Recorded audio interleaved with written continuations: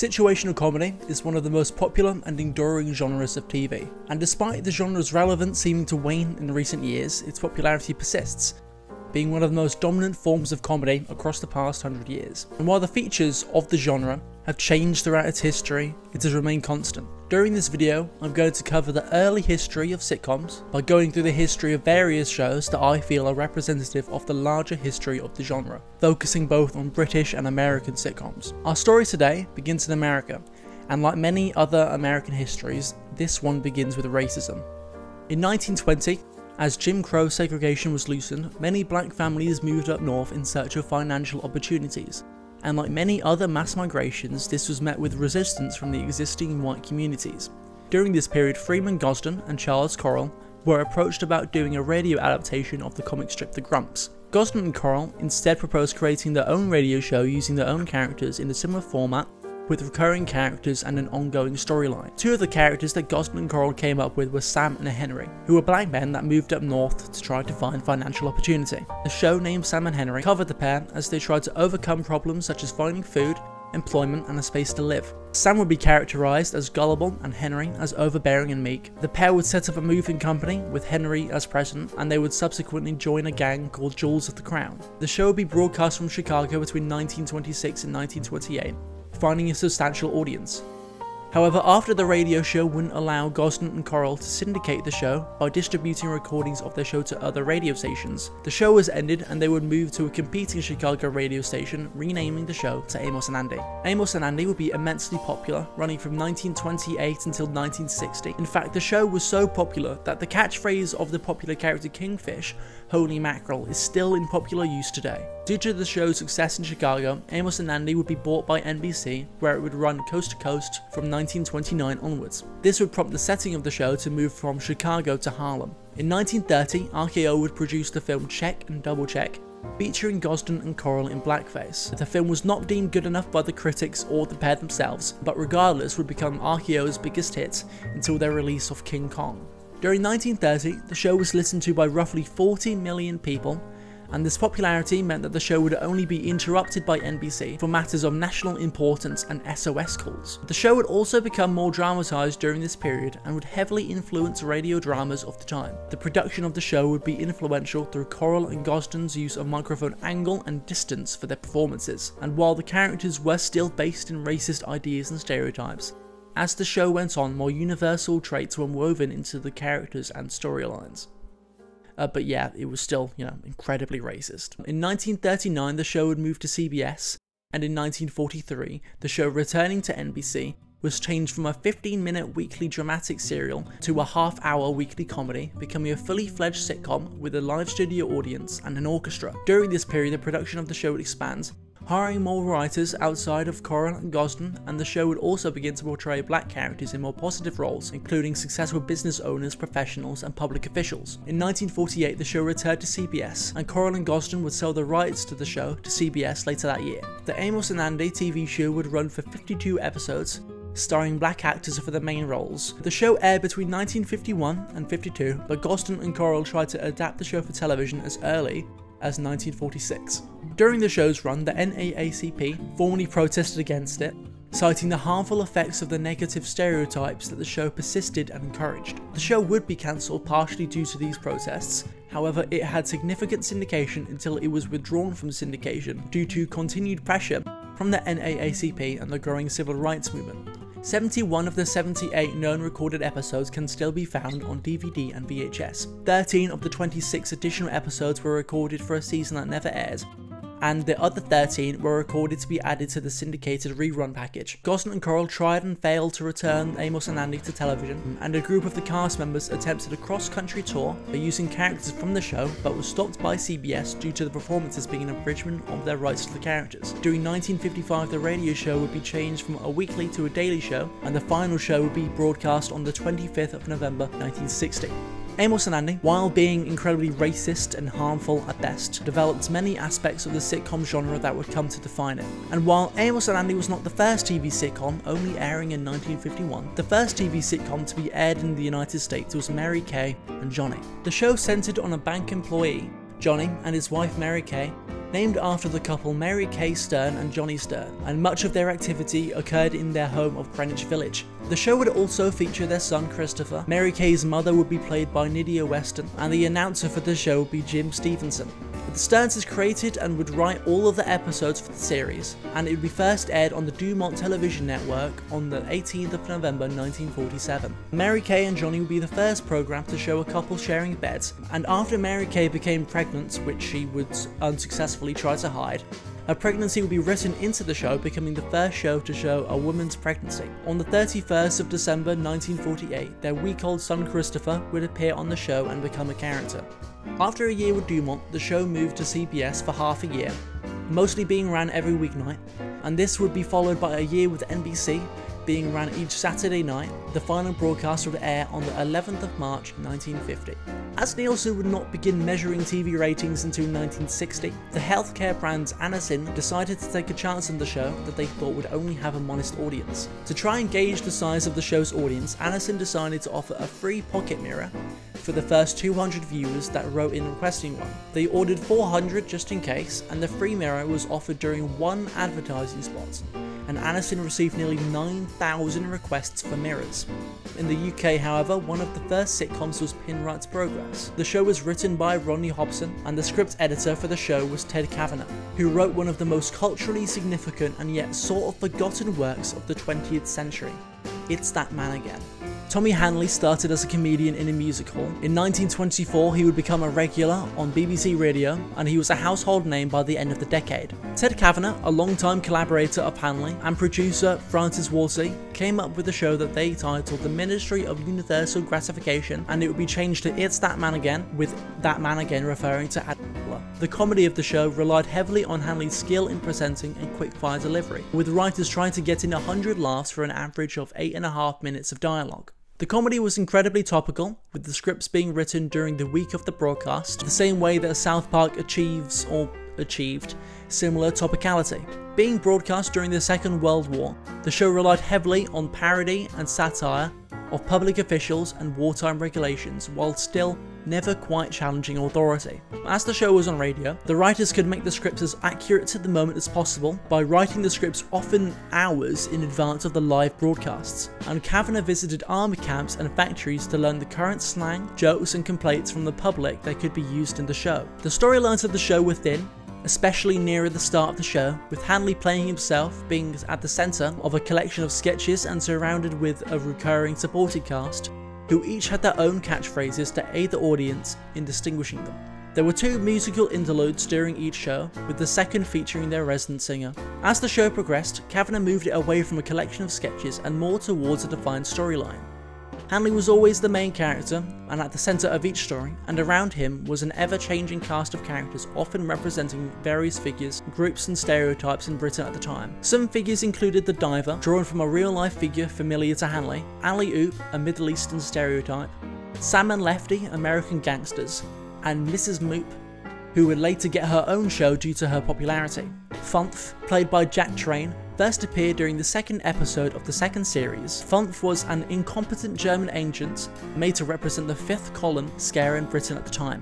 Funf would make dark, sinister threats with Train speaking across an empty glass held next to the microphone, with Hanley's verbal prowess continually leaving Funf confused. The character helping to make German propaganda a source of public ridicule in Britain. Signa Sosa, played by Dino Galvani, was originally intended to be Funf's Italian equivalent, but due to his likability, he became quite popular, and the character would become more a general stereotype of Southern Europeans, similar to Manuel in Fawlty Towers. But one of the long-lasting recurring characters was Colonel Chinstrap.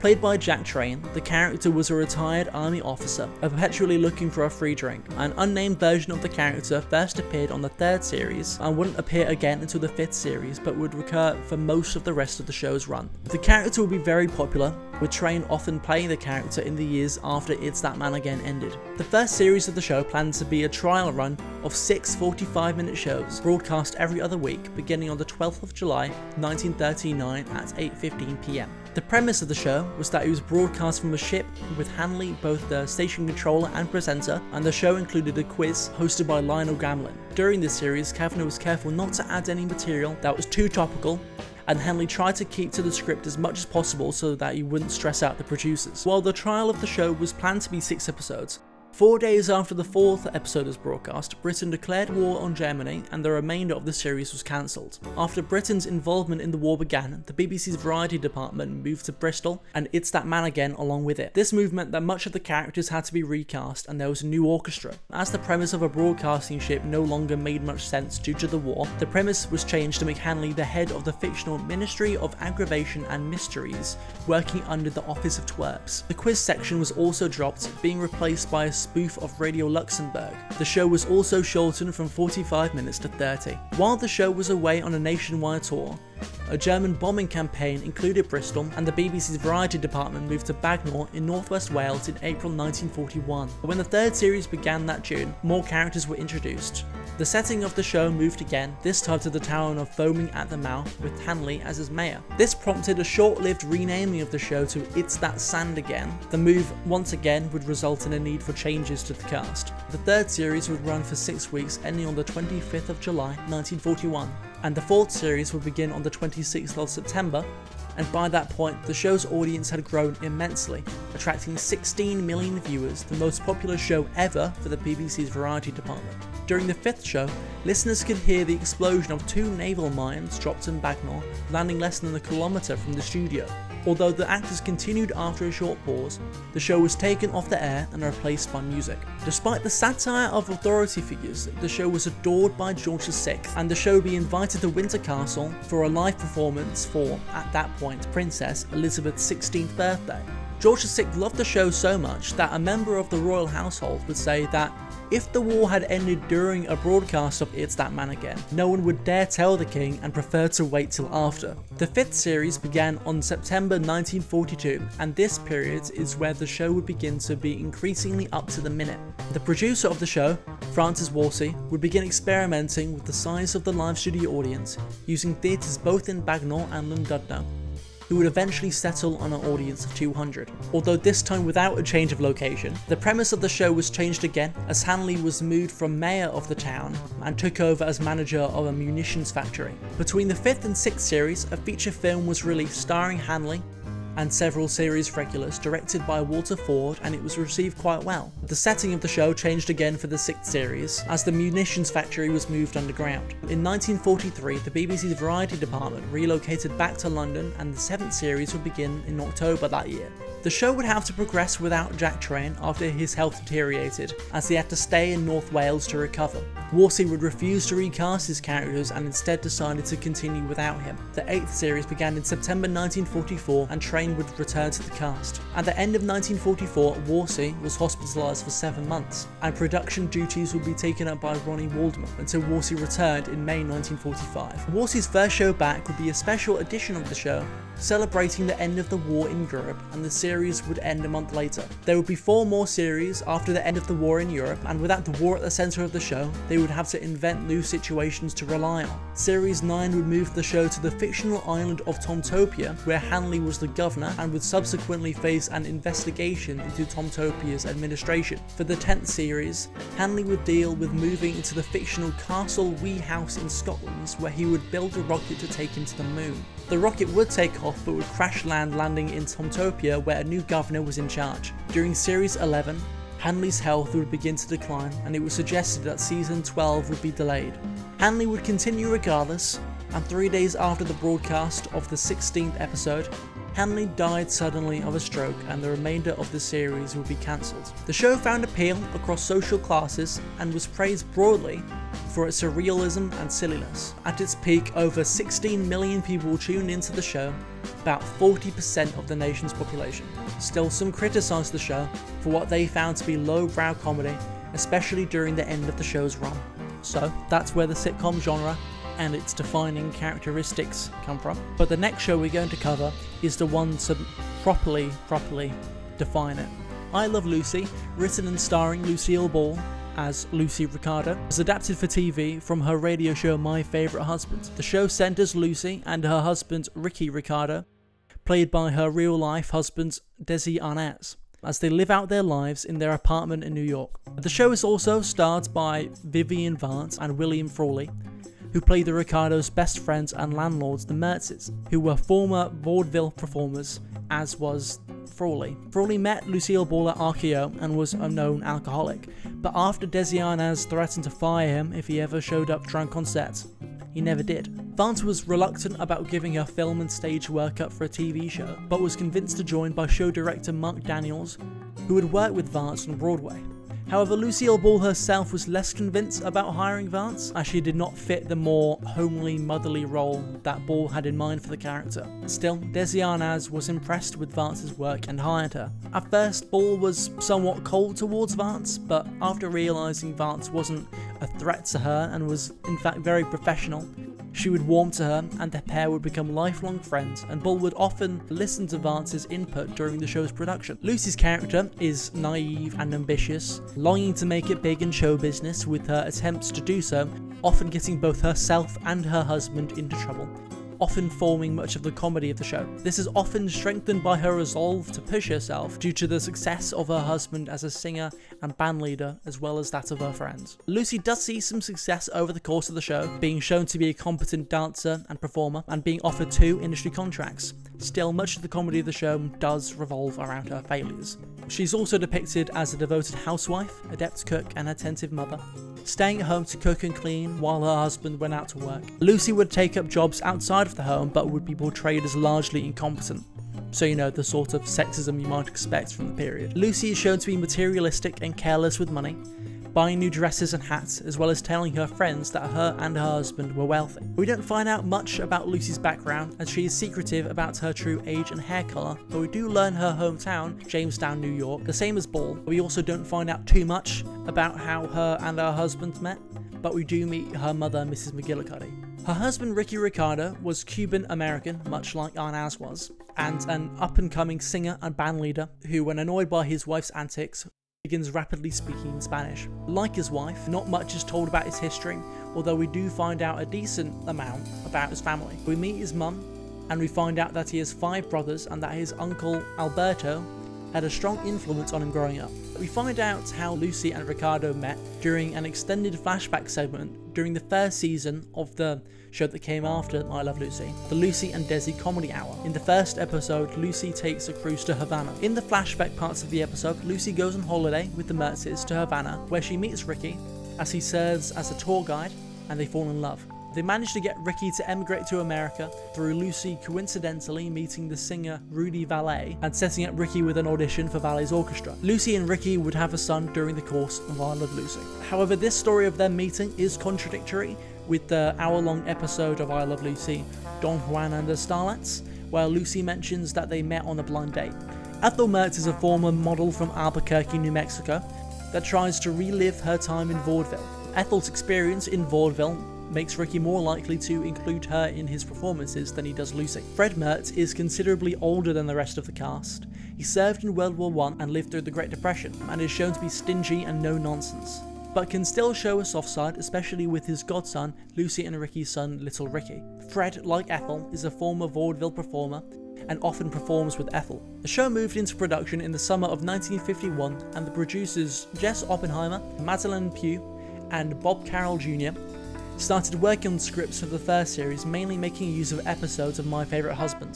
Arnaz kept his orchestra from My Favourite Husband, which would be arranged by his childhood friend Marco Rizzo and conducted by Wilbur Hatched. Originally, Ball and Arnaz intended for the show to air every other week. However, one of the main sponsors for the show, Philip Morris, was insistent that it air every week, but this would make it far more difficult for Ball to continue her film career. Morris also wanted the show to be produced in New York, but due to Ball and Arnaz expecting a child, they insisted on staying in Hollywood and shooting on film instead of the cheaper kinescope. Both Morris and CBS initially rejected the idea, mainly due to the excess cost, but they would give in after Ball and Arnaz offered to take a pay cut of $1,000 a week to cover the additional expenses.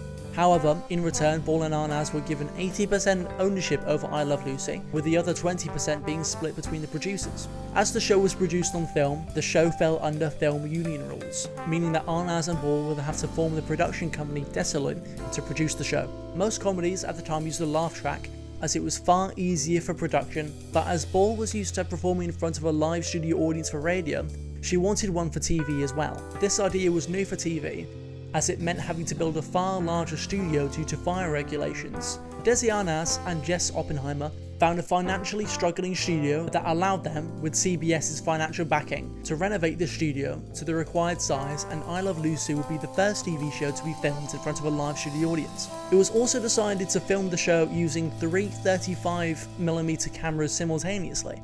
The multi-camera system wasn't new to TV, being used on Amos and Andy as a way to save money, but I Love Lucy used the format to make best use out of the live studio audience, as they could take the same track for all of the required shots. The multicam setup also meant that they could film the scenes in sequence, and retakes were rare, often leaving mistakes in the episodes. The live audience also made for far more dynamic reactions in comparison to the other shows at the time. The regular audience members could be heard throughout the show, including Ball's mother as well as Arnaz during scenes he wasn't included. CBS would later can the laughter from I Love Lucy to be used for other shows.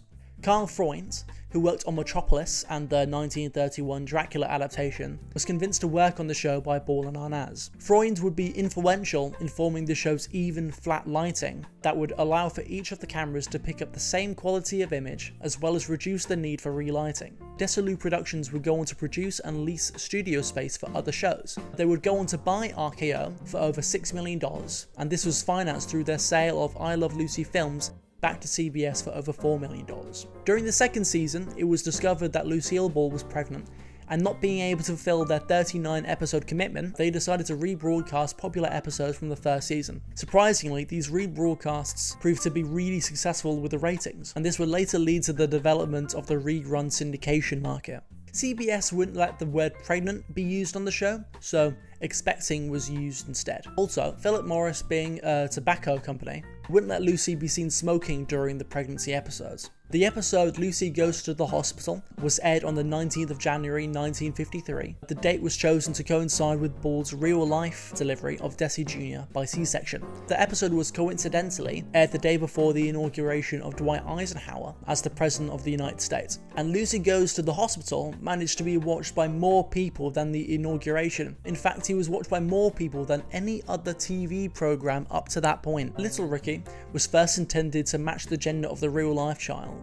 but having to cast the actors meant having to choose the gender beforehand. They decided on a boy for the character, and coincidentally, Lucille Ball ended up having a boy. Throughout the run of the show, it was consistently one of the highest viewed shows on American television, being the most watched show for 4 out of its 6 seasons and winning 5 Emmy Awards. In 1957, I Love Lucy was retailored into an hour-long show titled The Lucy Desi Comedy Hour. The new series put much more of the focus on guest stars, and while the Mertzes were involved, their roles were far less important. Arnaz proposed a spin-off series starring the Mertzes, but Vance declined due to, in part, her no longer wanting to work with Frawley and wanting to play larger roles other than Ethel. The Lucy Desi Comedy Hour ended in 1960, and the marriage devolved the same year. In 1962, Ball bought out Arnaz's shares of Desilu, selling it off in 1967. Now the next show I'm going to cover stars one of the most influential comedy duos of the 50s.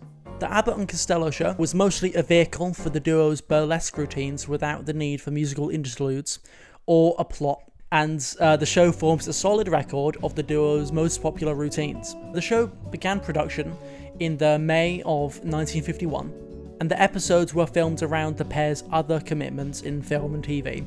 Abbott and Costello would portray unemployed entertainers sharing a small apartment in LA. The supporting cast included their landlord, played by Sidney Fields, their neighbour and often love interest for Costello, Hilary Brooke, Mike the Cop, played by Gordon Jones, who was used as a foil for the main duo, and Mr. Bacchiajalupe was played by Costello's brother-in-law, Joe Kirk. Mr. Bacchiajalupe played a caricature of an Italian immigrant that had a variety of jobs depending on the requirements of the script. A pet chimpanzee named Bingo often appeared wearing the same outfit as Costello, but was fired after biting Costello, and Brooke and Kirk would not appear in the second season. While the show didn't technically have a laugh track, finished episodes were screened in front of a live audience, and then their reactions were recorded for the soundtrack. And in the 2021 4K restoration, several episodes are available without the audience. The show was owned by Lou Costello, with Bud Abbott working on salary. The first 2 episodes were produced by Alex Gottlieb,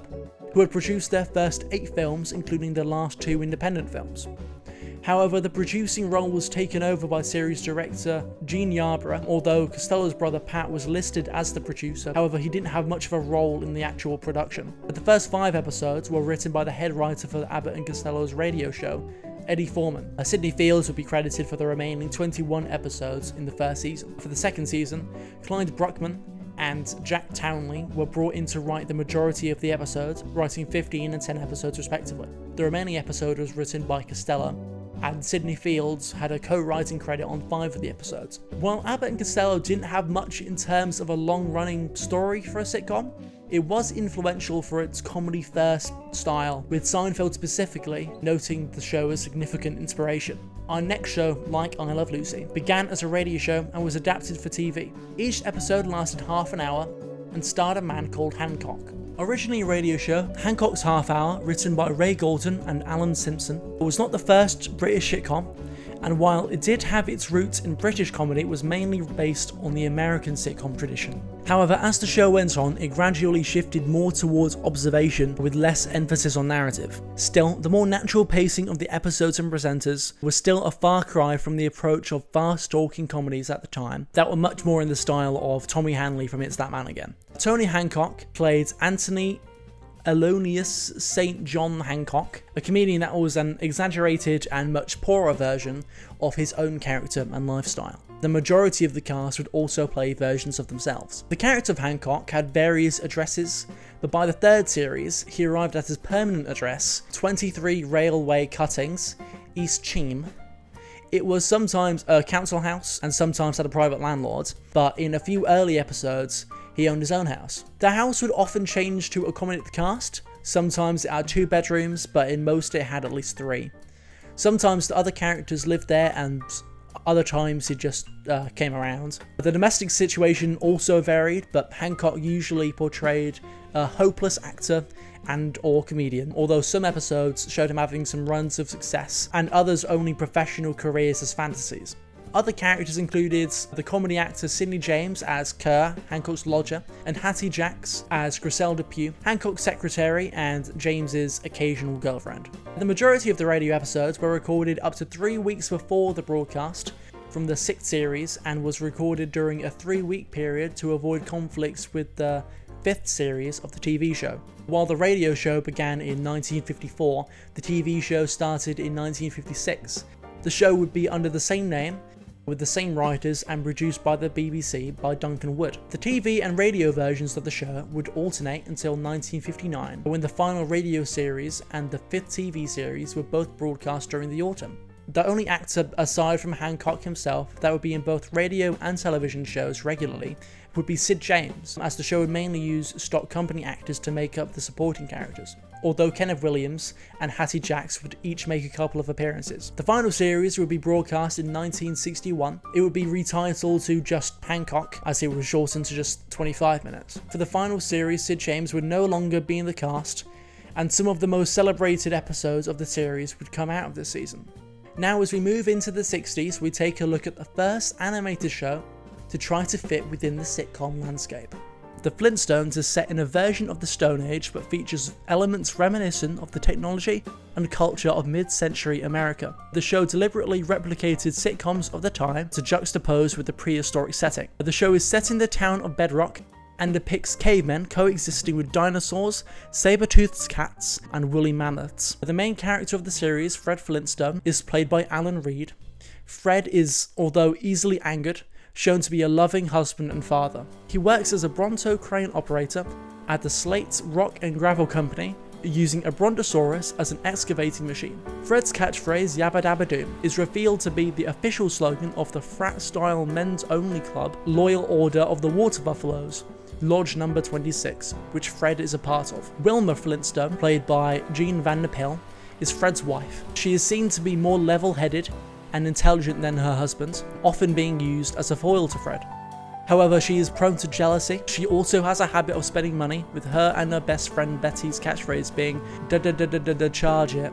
Wilma and Fred have a daughter during the 3rd season called Pebbles, who is also played by Jean Vanderpil. The Flintstones have a pet dinosaur, Dino, that acts like a dog, and they also have a pet saber-toothed cat, Baby Puss, although Baby Puss is seen considerably less. Wilma's mother, Pearl Slaghoople, sometimes appears, as does Fred's uncle Tex Hardrock. Barney Rubble, played by Dawes Butler, is Fred's best friend and next door neighbour.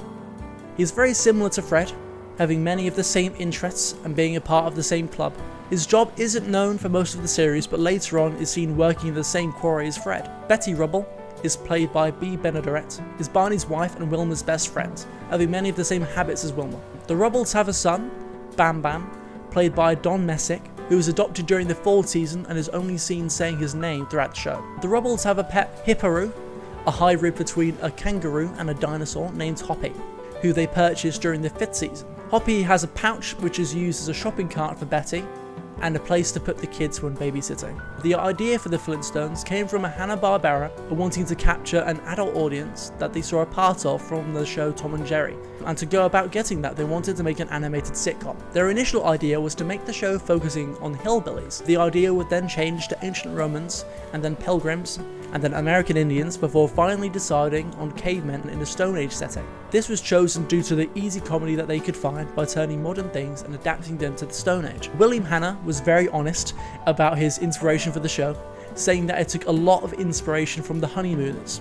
Another show which had a significant influence was the cartoon The First Bad Man, about a bank robber in a Stone Age version of Dallas, which used very similar gags to ones found in the Flintstones. The cartoon was released by MGM during 1955. Hanna-Barbera were at MGM during the same period and were friendly rivals with the cartoon's director Tex Avery. The sitcom writer Harry Winkler would then make a treatment with a working title The Flagstones, and they would also make a film to demonstrate the concept to show to sponsors and networks, using June Foray and Dawes Butler. And while Butler would end up voicing Barney, Foray would be dropped without warning before production began and would refuse to work with Hanna-Barbera ever again. The show itself was incredibly difficult to sell. William Hanna spent 8 straight weeks doing daily presentations, sometimes up to 5 pitches a day, which would last up to an hour, and getting nothing out of them. The last pitch was to ABC, who was at the time new and willing to take risks, and the show was sold in 15 minutes. When the series went into production, the show changed its name to The Flintstones, as to avoid confusion with the Flagstones, which were characters in the comic strip Hi and Lois. To try to make the show fit an adult audience, they tried to emulate sitcoms of the time by including a laugh track and hiring writers from live-action comedy, but they did still use animation writers. The Flintstones premiered on the 30th of September 1960, becoming very popular. During the first 2 seasons, the show was co-sponsored by Winston Cigarettes, and the characters would often appear in black and white ads for the company. They would also pitch the sponsors in integrated commercials at the end of each episode, which was the custom at the time. During the 3rd series, it was decided that the Flintstones should have a baby. It was initially decided to be a boy, but the marketing department suggested it be a girl, as it would be better for merchandise. The show up to this point had been episodic, but they decided to write in a story arc of the pregnancy and the subsequent raising of the child, during which Winston left as a sponsor, being replaced by Welch's grape juice due to the show's audience beginning to shift younger. Another story arc was implemented in the 4th season, covering the Rubbles' struggles with infertility as a first for an animated series, as well as their adoption of Bam Bam. The show's audience did shift from adult to family. The plots for the episode shifted from a family comedy to a fantasy adventure to accommodate the new child audience. The last episode was broadcast on the 1st of April 1966, and while the show was largely adored and was highly influential, it was also heavily criticised for its limited animation and highly derivative plots. The Andy Griffith Show revolves around Andy Taylor, played by Andy Griffith, the sheriff of the sleepy town of Mayberry, North Carolina, as he goes about busting low-level criminals and solving community disputes. However, his work in law enforcement is complicated by his inept deputy, Barney Fife, played by Don Knotts, Griffith's cousin and best friend. Andy also raises his son Opie, played by Ron Howard, with significant help from his Aunt Bee, played by Frances Bavier. The show uses Andy's parenting of Opie to give moral lessons,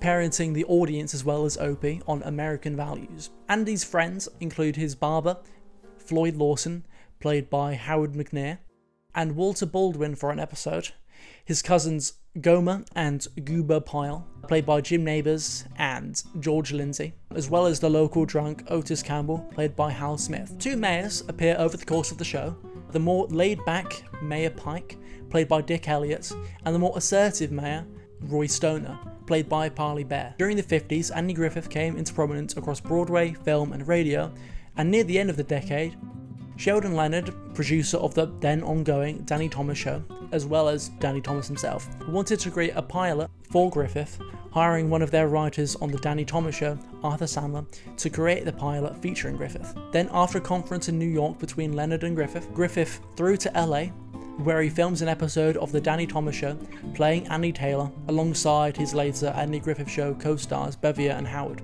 The sponsor of the Danny Thomas Show, General Foods, had first access to the show and would immediately commit to the show. The Andy Griffith Show aired its first episode on the 3rd of October 1960. The show brought on Aaron Rubin as a producer, with Bob Ross taking over for season 5 onwards. The show would be filmed at Desolate Studios, with exteriors filmed at 40 Acres in Culver City, California, as well as Franklin Canyon just north of Beverly Hills. Don Knotts, who had known Griffith from acting with him on No Time for Sergeants, called Griffith, asking to see Griffith's first appearance on the Danny Thomas Show, suggesting that Griffith's character should have a deputy as a comedic sideman. Griffith agreed and Knotts auditioned for Sheldon Leonard and was subsequently offered a 5-year contract for the role. At first, Griffith tried to play his character as the funny man of the show, taking from his most popular roles and monologues, but for the second series, he would go on to abandon that version of the character, making him more considerate and serious. This would make it difficult for the sheriff to create his own problems, causing the character to mould into more of an advisor and mediator. The Andy Griffith Show was a top 10 hit throughout the entirety of its run, hitting the #1 spot for its final season and being immensely popular with working class viewers. Steptoe and Son stars Wilfred Bramble and Harry Corbett. Bramble being Albert Steptoe and Corbett his son Harold. Many of the episodes revolve around the slapstick violence between them, and much of the comedy comes from the pity-inducing situations that the pair put themselves in, especially Harold's poor attempts to better himself, as well as the pair's love-hate relationship. Albert continually tries to prove his superiority over his son, particularly when they compete in games like snooker and Scrabble. And while Albert does use his skill to win those games, he is also seen to be a master of the dark arts and a cynical gamesman. Harold is infuriated by his persistent blunders and frustrations, and in one episode he tries to partition the house to not have to share any space with his dad, but this plan ends poorly. But for all the disagreements, there is a strong, protective bond between the father and son pair. Ray Galton and Alan Simpson had arisen Hancock's Half Hour, and after the show ended they secured a 10-episode deal with the BBC for a comedy anthology series. For the 4th episode, partially due to writer's block and budget constraints, they wrote an episode with two brothers, changed to a father and son, set in one room. Having just come off a long-running sitcom, they didn't intend the episode to be a pilot, but Tom Sloan, the BBC's head of comedy at the time, saw a strong potential in the idea and commissioned the first of what would end up being 8 seasons. And this would apparently really stress out the writing pair.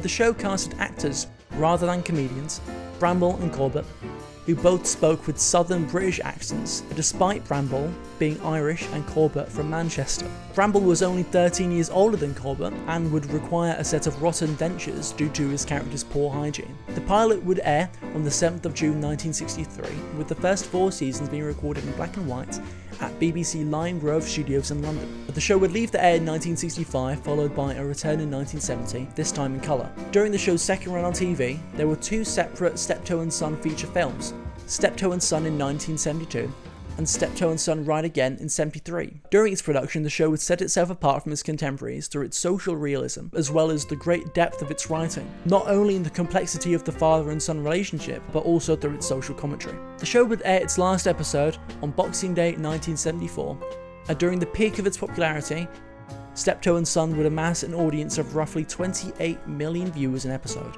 So that was the first of our 3-part series into the history of sitcoms. Thank you immensely for reaching this part of the video, and if you're watching this in the days after the release, I should have the second one within a week, and the third about a week after that. And if you enjoyed this video, which I assume you did if you got to this point, please subscribe so you know when the next video is out. Our next part will begin in the 70s, with that generation of showrunners being the first to grow up with sitcoms. But again, thank you for watching, and I'll be here in the next video.